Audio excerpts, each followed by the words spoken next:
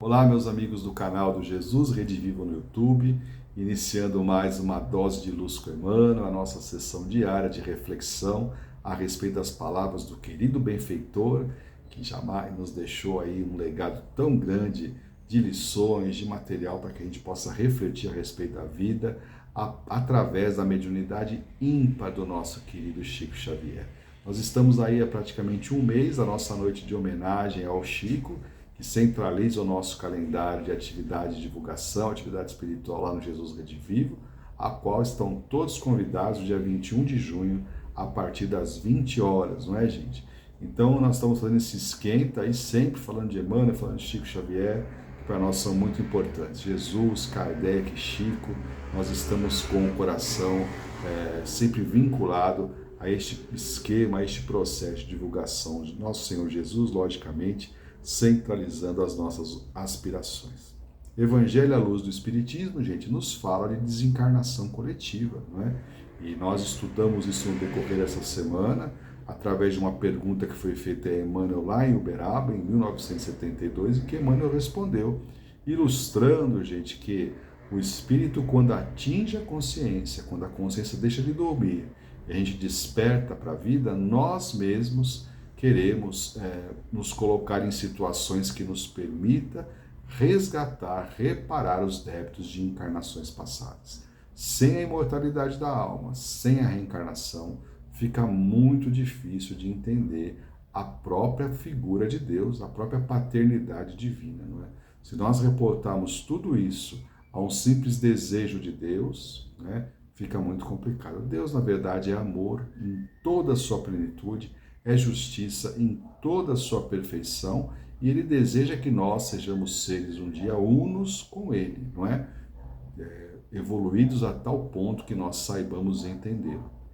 E, logicamente, isso se perde nos milênios para frente. Para que isso aconteça, gente, nós, espíritos, não conseguimos galgar novos degraus de evolução se não quitarmos os nossos débitos com o passado.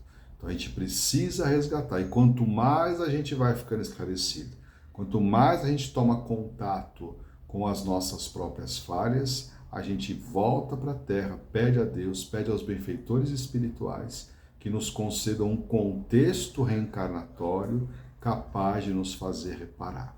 Assim funciona a vida ao nosso ver. Nós vamos deixar para os nossos amigos a sugestão de leitura do livro Ação e Reação, não é? A obra de André Luiz, importantíssima a respeito desta lei, que os hindus chamam de karma, não é? São os mecanismos de ação e reação, onde é estudado com profundidade o tema.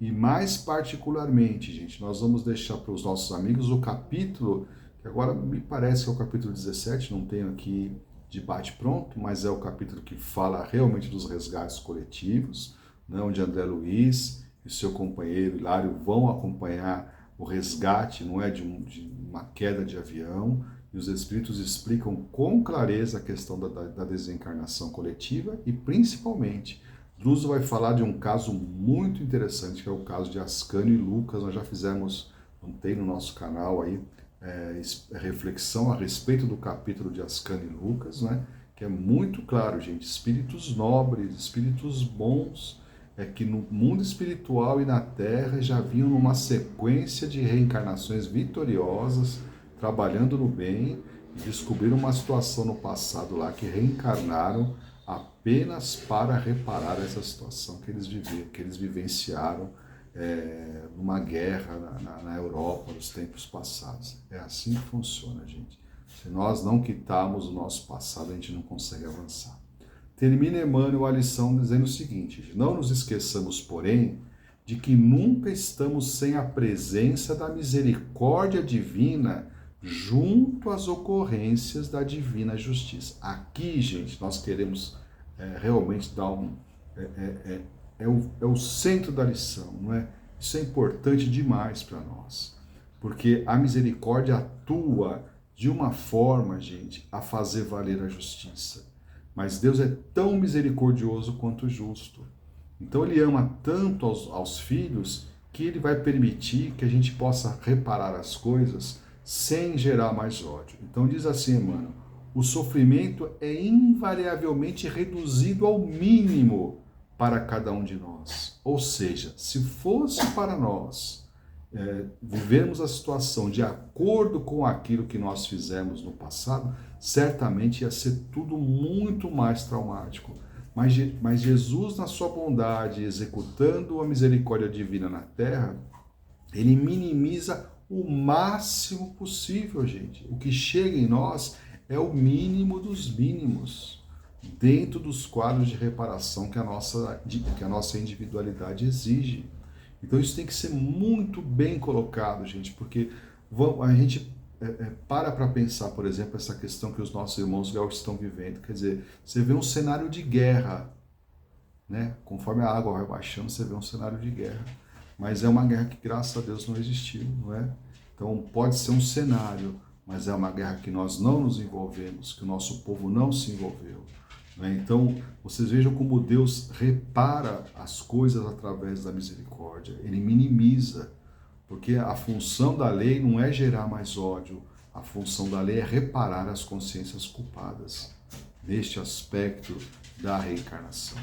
Então, reduz ao mínimo para cada um de nós, que tudo se renova para o bem de todos e que Deus nos concede sempre o melhor. Sempre, gente, o que nos é concedido é o melhor que estiver ao alcance da nossa individualidade. Tudo que nos ocorre é o melhor que Deus tinha para nos oferecer, não é? Porque se fosse acontecer como nós comentamos, o olho por dente, certamente nós estaremos derramando lágrimas muito mais amargas.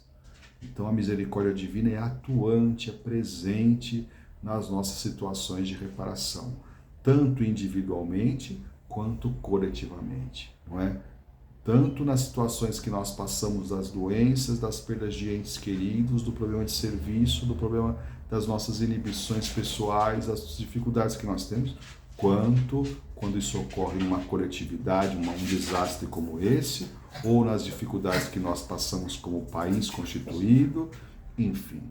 A misericórdia de Deus está sempre presente. Ele utiliza as circunstâncias para que a gente possa crescer sempre. Todas as situações refletem ao nosso redor a bondade divina para que a gente se torne mais evoluído e melhor. Uma excelente sexta-feira para vocês. Fiquem com Deus. Hoje à meia-noite o nosso quadro com o nosso querido José Carlos, não é? Do momento de oração com Jesus e os amigos da fé. E amanhã nós não temos uma dose de luz, porque nós encerramos a lição. Na semana que vem, se Deus quiser, nós voltamos com mais conteúdo de Emmanuel para os nossos amigos. Fiquem com Deus. Muito obrigado aí pela parceria nessa semana e até a próxima, gente. Até lá.